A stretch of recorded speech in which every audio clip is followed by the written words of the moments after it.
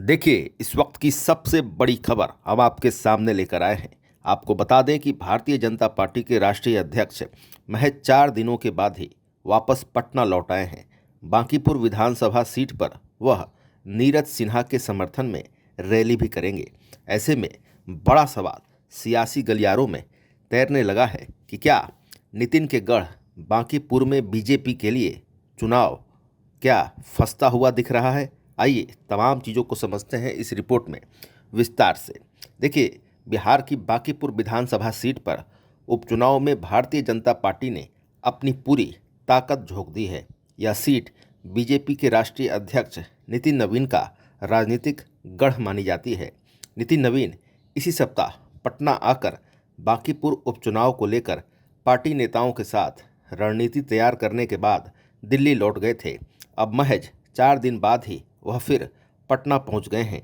अपने 2 दिवसीय प्रवास में वह बीजेपी प्रत्याशी नीरज कुमार सिन्हा के समर्थन में जनसभा करेंगे और चुनावी तैयारियों की समीक्षा भी करेंगे। पटना शहर की बांकीपुर सीट पर 30 जुलाई को मतदान होना है और रिजल्ट 3 अगस्त को आएगा। बीजेपी की टक्कर मुख्य रूप से राष्ट्रीय जनता दल और जन सुराज पार्टी से है। आरजेडी ने रेखा गुप्ता को उम्मीदवार बनाया है, जबकि जन सुराज पार्टी से पार्टी के संस्थापक प्रशांत किशोर खुद मैदान में हैं। इससे बांकीपुर में मुकाबला त्रिकोणीय होने के आसार हैं। नितिन नवीन का गढ़ होने और पीके की उम्मीदवारी से बिहार ही नहीं देश भर की नज़रें बांकीपुर चुनाव के रिजल्ट पर टिकी हुई है।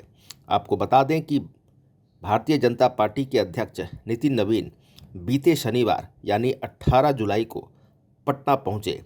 उनके 2 दिन तक राजधानी में रहने का कार्यक्रम है। इस दौरान वह बांकीपुर में पार्टी प्रत्याशी नीरज कुमार सिन्हा के समर्थन में जनसभा करेंगे। इसके अलावा प्रदेश पदाधिकारियों के साथ अहम बैठक भी करेंगे। इससे पहले नितिन नवीन 13 जुलाई को पटना आए थे। उसी दिन शाम को बीजेपी प्रत्याशी नीरज कुमार सिन्हा ने उनसे मुलाकात की थी।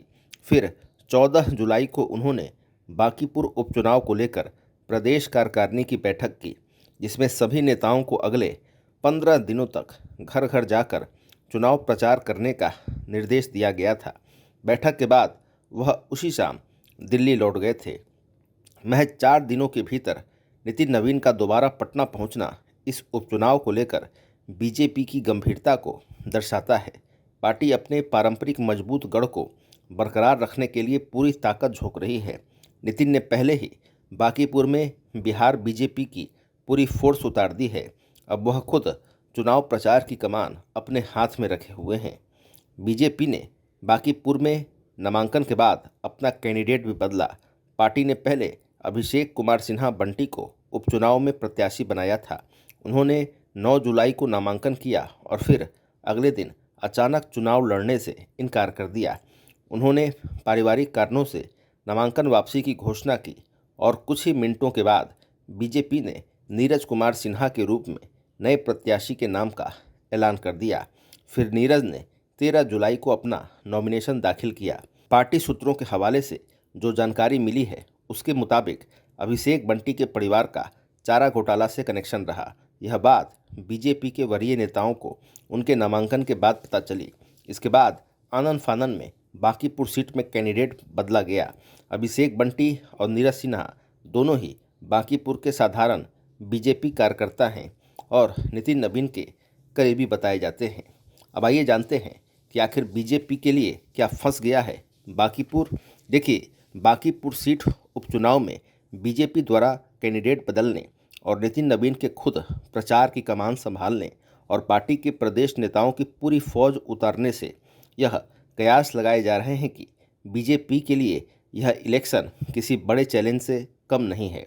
प्रशांत किशोर लगातार बीजेपी को इस बार उसके गढ़ में हराने के दावे कर रहे हैं। बीजेपी भी यह सीट जीतने के लिए कोई कसर नहीं छोड़ रही है। बीते 3 से 4 दिनों के भीतर पीके को कमज़ोर करने के लिए बीजेपी ने जन सुराज के कई नेताओं को तोड़कर अपने पाले में ले लिया, जिनमें मशहूर गणितज्ञ केसी सिन्हा भी शामिल हैं। तो फिलहाल खबरों में इतना ही। बने रहिए दिलचस्प बड़ी खबरों के लिए द लीडर के साथ। आपको हमारा वीडियो पसंद आया हो, लाइक शेयर कमेंट जरूर कीजिएगा। आपने अभी तक इस चैनल को सब्सक्राइब फॉलो नहीं किया है, कृपया तुरंत कर लें। धन्यवाद।